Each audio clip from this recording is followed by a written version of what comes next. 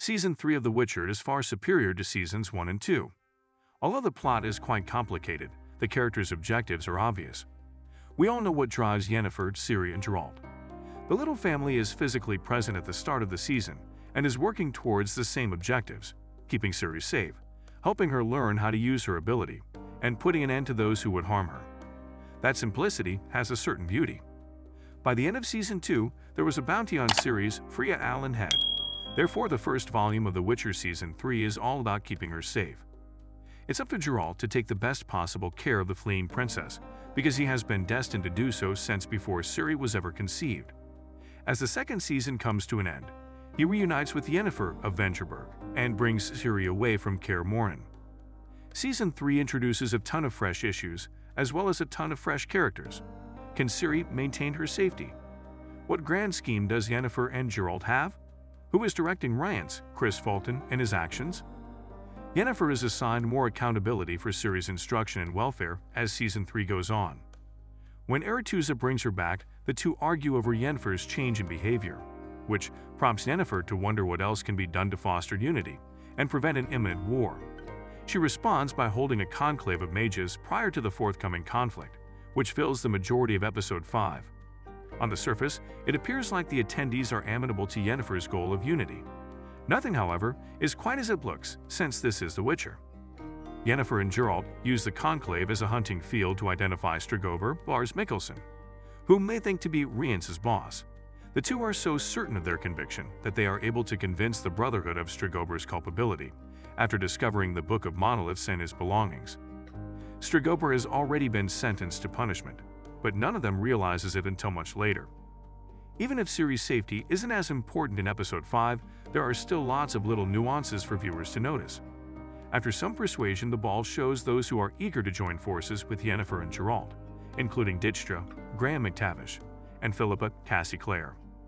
Even though the mages of the North publicly declare peace at the ball, every one of the main characters has a secret to keep, so a full-scale conflict is undoubtedly in the cards for Season 3's second half. Ciri isn't present in the final episode of the first half, despite being the one who has the most significance throughout The Witcher's third season. As an alternative, she is last seen in Episode 4 when Jaskier is entrusted with taking care of her while Geralt and Yennefer attend the Conclave of Mages.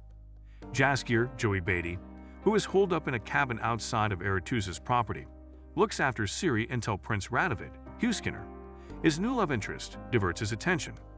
Ciri faces danger in the form of an elf ambush as the pair searches for a romantic moment away from the lodge. In another scene, Cahir, Eamon Farron, offers food and weaponry in exchange for the White Flame's support. Despite the elves' disbelief in Cahir's account of Galadin, Rabiamel, trying to stage a coup, the two sides grudgingly decide to work together to find the missing Ciri. Ciri has remained peacefully dozing in her cabin bed throughout the action while Jaskier has vanished, but for how much longer? Stregobor is the subject of Yennefer and Geralt's suspicions for the duration of Episode 5. The day following the ball, the two intend to reveal him to the Conclave as a whole, resulting in his being tried for his crimes. As the story goes on, Geralt and Yennefer come to the realization that their initial assumptions were incorrect. After the group confronts Stregobor, Yennefer discovers Tissaya's Mayanna Beering dropped Scarlet Ammonite bracelet and questions whether Vilgefortz, Mahesh Jadoo, is telling the whole truth. The two figure out that Vilgefortz has been giving the Imminent to people he thinks are valuable property because it is rumored to protect loved ones.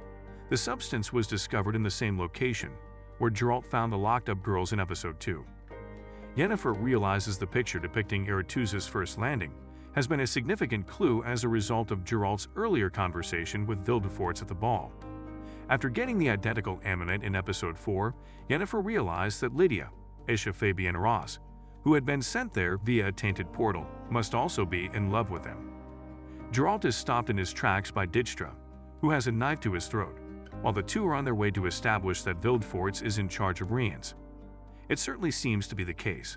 The relationship between Yennefer and Geralt has remained dormant for the whole of The Witcher's 3 seasons. It appeared that the two would maintain their distance towards the conclusion of Season 2, but the beginning of Season 3 saw Geralt enlist the aid of Yennefer to help. In Episode 4, the two finally make up and kiss as they become closer as a result of saving Ciri, only to be mocked by a nearby hidden Ciri and Jaskier. Their situation is once again altered by Episode 5, which unites Yennefer and Geralt in identifying Vilgefortz as Rience's overlord. Their portrayal of themselves as a loving pair at the ball serves as just one distraction when Strigober is being called out. But because an aphrodisiac has been placed into everyone's drinks at the event, Geralt and Yennefer will have lots of heated alone time.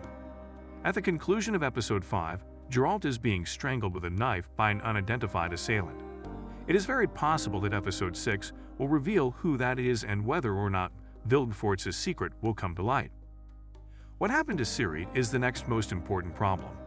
It appears improbable that her safety is guaranteed if she is left alone at the cabin and an attack is moving in her direction. New episodes in Season 3 may have Ciri holding her own just as much as Geralt returning to help now that she has more confidence in her own skills. Jaskier and Prince Radovid's burgeoning passion appears to be reaching new heights, while Tissaya's relationship with Vilgefortz is undoubtedly about to fall apart. On the other hand, Cahir appears to be a significant threat as well. He is actually following his own path, even if it ultimately means opposing the White Flame by driving his adversaries away and drawing those who are helpful to him closer. Who will reach Ciri first now that all parties are engaged in combat?